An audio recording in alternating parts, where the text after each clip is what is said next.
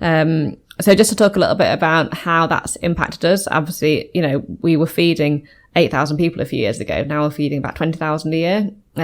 So it's had a huge effect on our logistics, our kind of growth and development as a charity, and suddenly needing to keep up with that figure, because we want to be able to say yes to everybody. We don't want to give somebody half a food parcel. It has to be enough food for 3 days for that family, and we don't want to turn people away. So we've grown in terms of our staff team and our volunteer team.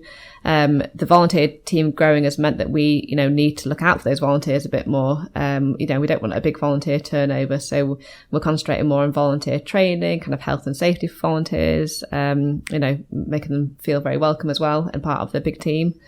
We ended up having to buy a new van a few years ago because we had a very small van to start with, and then it just became, the capacity of it just wasn't enough to be able to deliver to all our centres.